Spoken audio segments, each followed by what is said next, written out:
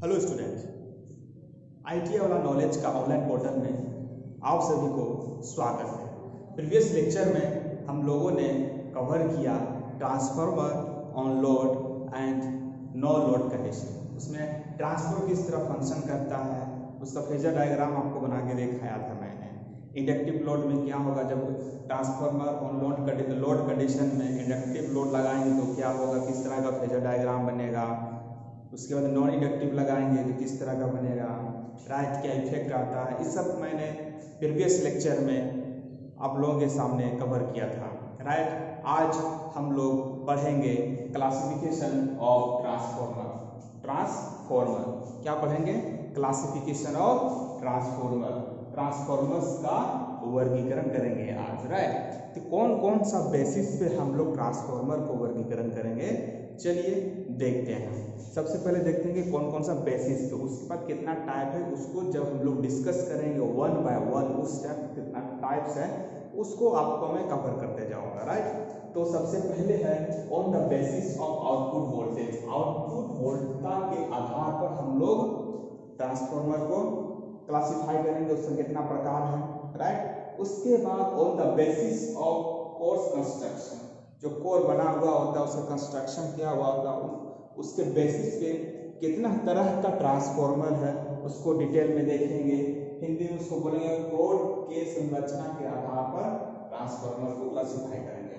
उसके बाद नेक्स्ट आता है on the basis of number of phases. हम लोग उसमें देखेंगे फेज के हिसाब से कौन सा सिंगल फेज है, थ्री फेज है, किस तरह का ट्रांसफॉर्मर है, उसको हम लोग डिटेल में पढ़ेंगे। नेक्स्ट उसके बाद हम लोग पढ़ेंगे, चौथा नंबर पे है on the basis of cooling system. हम लोग ट्रांसफार्मर में कूलिंग सिस्टम यूज करते हैं, उस सिस्टम के बेसिस पे हम लोग कितना तरह का ट्रांसफार्मर है उसको हम लोग देखेंगे, राइट। उसको हिंदी में हम लोग बोलते हैं शीतलन प्रणाली के आधार पर ट्रांसफार्मर का वर्गीकरण, राइट। उसके बाद हम लोग देखेंगे on the basis of output capacity.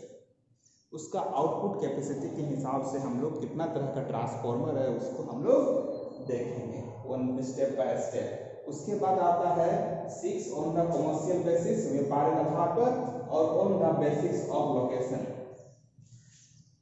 On the basis of location के आधार पर, राइट। तो ये 7 क्लासिफिकेशन करेंगे, 7 तरह का ट्रांसफार्मर, उसके बीच कितना प्रकार है उस हिसाब से क्लासिफाई करेंगे। पहला हम लोग देखें on the basis of output voltage, on the basis of core construction, on the basis of number of phases, on the basis of cooling system, on the basis of output capacity, और on commercial basis, और उसके बाद on the basis of location, कौन सा location में किस तरह है उस हिसाब से हम लोग देखेंगे कि किस तरह का ट्रांसफार्मर है, right, on the basis of location, right. तो चलिए अब वन बाय वन करके देखते हैं। तो अब शुरू करते हैं पहला टाइप क्लासिफिकेशन ऑफ ट्रांसफार्मर में on the basis of output voltage के हिसाब से कितना तरह का ट्रांसफार्मर है, राइट। तो on the basis of output voltage के हिसाब से हम लोग 2 तरह का ट्रांसफार्मर है। क्या है? पहला स्टेप अप ट्रांसफार्मर और दूसरा क्या है? Step down transformer. हिंदी में उसको बोलते हैं स्टेप अप ट्रांसफार्मर को उच्चायक ट्रांसफार्मर बोलते हैं, और स्टेप डाउन को अपचायक ट्रांसफार्मर बोलते हैं। तो ये स्टेप अप ट्रांसफार्मर है क्या? आपको फिगर में दिख रहा होगा कि स्टेप अप ट्रांसफार्मर, राइट। तो हम लोग उसको जानेंगे कि क्या है step up transformer, right. Step up transformer क्या? इनपुट वोल्टेज को बढ़ाकर अधिक आउटपुट वोल्टेज प्रदान करता है। ट्रांसफार्मर में 2 वाइंडिंग होता है, एक प्राइमरी साइड होता है और सेकेंडरी साइड होता है। प्राइमरी साइड जो सोर्स के साथ कनेक्टेड रहता है उस वाइंडिंग को प्राइमरी वाइंडिंग, और जो लोड के साथ कनेक्टेड रहता है उसको क्या बोलते हैं? Secondary winding. तो हम लोग इनपुट कौन साइड देते हैं? प्राइमरी साइड, और आउटपुट कौन साइड मिलता है? Load side, right. तो इनपुट वोल्टेज को क्या कर देता है? ये इनपुट वोल्टेज को बढ़ाकर अधिक आउटपुट वोल्टेज प्रदान करता है। हम कम वोल्टेज देंगे और हमको क्या मिलेगा? ज्यादा वोल्टेज। तो इसका स्टेप अप ट्रांसफार्मर का ये काम है। अब देखते हैं इसका उपयोग कहाँ होता है, राइट। उस उपयोग होता है विद्युत उत्पादन केंद्र में। जब भी अल्टरनेटर बिजली जनरेट करती है तो हम लोग जब ट्रांसमिशन करते हैं तो हम लोग बहुत हाई वोल्टेज में ट्रांसमिशन करते हैं, तो हम लोग क्या करना पड़ता है, हमको वोल्टेज को अप करना पड़ता है। 11 kV को अगर अप कर देते हैं तो ट्रांसमिशन लाइन का वोल्टेज लेवल तक अप कर देते हैं जितना हमको पर रिक्वायर्ड है, राइट। तो वहां पे हम लोग उत्पादन केंद्र में क्या करते हैं, कम वोल्टेज को हम लोग ट्रांसफार्मर के थ्रू ज्यादा वोल्टेज करते हैं, स्टेप अप कर देते हैं। ये प्रायः किस में होता है, 3 फेज डेल्टा प्रकार का होता है। ये कनेक्शन आपको बताएंगे, उसका हम समझ में आएगा थोड़ा। ये आप लोग समझिए तो ये 3 फेज डेल्टा कनेक्शन प्रकार का होता है, कनेक्शन का होता है और इस प्रकार का होता है, राइट। इसको ये चीज आपको समझाएंगे जब आपको हम 3 फेज कनेक्शन बताएंगे, राइट। उसके बाद हमको ये तो हो गया स्टेप अप, मतलब सिंपल सा है कि प्राइमरी साइड का जितना वोल्टेज है उसका ये क्या करता है, उससे ज्यादा। स्टेप अप मतलब होता है जितना इनपुट हुआ उससे ज्यादा, राइट। अब हम करते हैं क्या, स्टेप डाउन ट्रांसफार्मर। जस्ट इसका ऑपोजिट होता है। क्या होता है, इसका ऑपोजिट। इसमें क्या होता है, इनपुट जितना इनपुट वोल्टेज देते हैं उससे कम आउटपुट वोल्टेज मिलता है, उसे हम क्या बोलते हैं, स्टेप डाउन ट्रांसफार्मर। इसमें क्या करता है, इनपुट वोल्टेज को घटाकर निम्न आउटपुट वोल्टेज प्रदान करता है। इस पर रिक्वायरमेंट क्या चाहिए हमको, उस हिसाब से ये वोल्टेज प्रदान करता है, राइट। तो और इसका उपयोग कहाँ होता है, इसका उपयोग होता है विद्युत उपकेंद्र। जब हम लोग इलेक्ट्रिसिटी हम लोग अगर कनेक्शन कर दिया जाता है तो क्या हम लोग को जितना डिस्ट्रीब्यूशन लाइन से भेजा जाता है उतना ही हम लोग को मिलता है, नहीं मिलता है। इसको क्या करते हैं, स्टेप डाउन करके एज पर हम लोग रिक्वायर्ड है 220 वोल्ट या फिर हम लोग को एज पर रिक्वायर्ड क्या करता है, अगर हम 11 kV प्राइमरी साइड को हम लेते हैं तो इसमें करता है 440 वोल्ट में। इस तरह करके ये स्टेप डाउन करता है। इसका काम क्या है, स्टेप डाउन ट्रांसफार्मर क्या करता है, हाई वोल्टेज को एज पर रिक्वायरमेंट हम लोग जितना वोल्टेज चाहिए उस पर कन्वर्ट करता है, राइट। ये प्रायः किस तरह का कनेक्शन होता है, ये प्रायः होता है 3 फेज डेल्टा स्टार कनेक्शन होता है, राइट। ये 3 फेज डेल्टा स्टार कनेक्शन होता है। आपको दिख रहा होगा स्टेप डाउन ट्रांसफार्मर का ये सर्किट का ये फिगर है किसका, स्टेप डाउन ट्रांसफार्मर का, राइट। तो अभी हम लोगों ने क्या देखा, हम लोगों ने क्लासिफाई किया बेसिस ऑफ आउटपुट वोल्टेज। पहला उसके बेसिस पे आउटपुट वोल्टेज के बेसिस पे हम लोगों ने कौन सा ट्रांसफार्मर को देखा, स्टेप अप ट्रांसफार्मर। और सेकंड हम लोगों ने क्या देखा, स्टेप डाउन ट्रांसफार्मर, और उसको हम लोग ठीक करके समझा, राइट।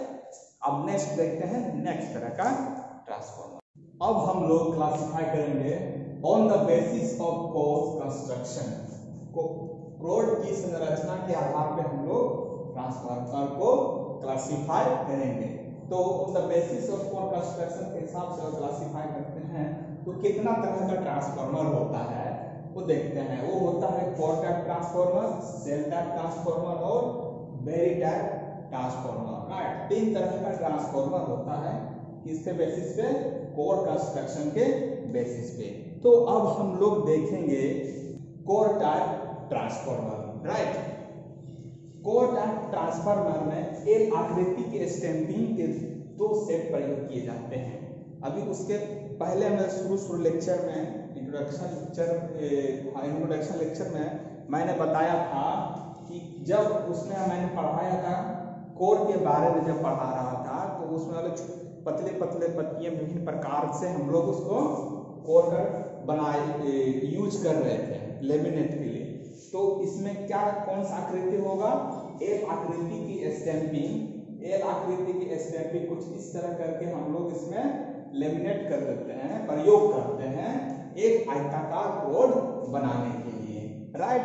अब क्रोड के दोनों भुजाओं पर हम लोग वाइंडिंग स्थापित करते हैं। जब ये क्रोड हम लोग तैयार कर लिए, तो उसको दोनों भुजाओं पे हम लोग क्या करते हैं, वाइंडिंग स्थापित करते हैं, राइट।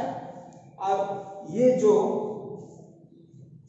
उपयोग होता है उच्च वोल्टेज पर निम्न आउटपुट शक्ति प्रदान करने के लिए उपयोग होता है, राइट।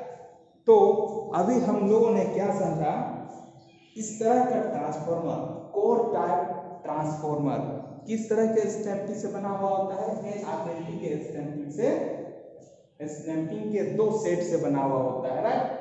कोर के दोनों भुजाओं को हम लोग क्या करते हैं, वाइंडिंग करते हैं, राइट। उसका जिसका उपयोग कहाँ करते हैं, हम लोग उच्च वोल्टेज पर निम्न आउटपुट शक्ति प्राप्त करने के लिए। इसका मतलब क्या है कि हम लोग हाई वोल्टेज से मतलब कि स्टेप डाउन करने के लिए खासकर इसको यूज करते हैं, राइट। तो इतना तक हम लोग समझ गए। अब हम लोग पढ़ेंगे shell type transformer, right. Shell type transformer दिखता किस तरह है,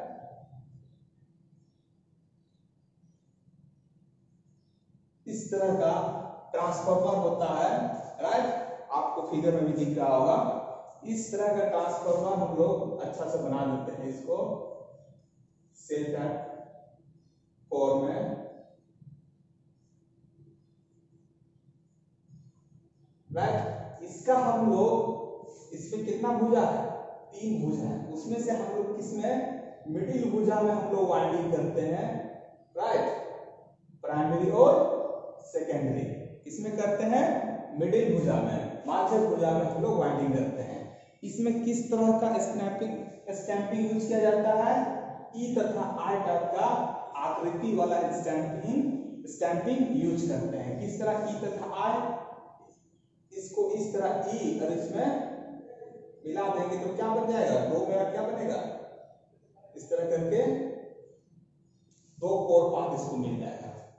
तो इस ई को हम लोग ई और आई मिला देंगे तो मेरा इस तरह का कोर फॉर्म हो जाता है। मतलब क्या दिखता है, 2 आयताकार कोर फॉर्म हो जाता है, राइट। इसमें क्या है, 2 आयताकार कोर, क्या है, दोहरी आयताकार कोर तैयार की जाती है।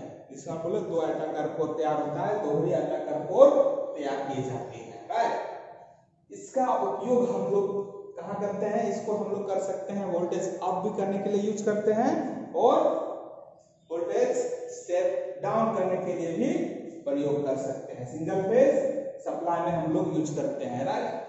तो हम लोग कोर टाइप और सेल टाइप ट्रांसफार्मर हम लोगों ने देखा।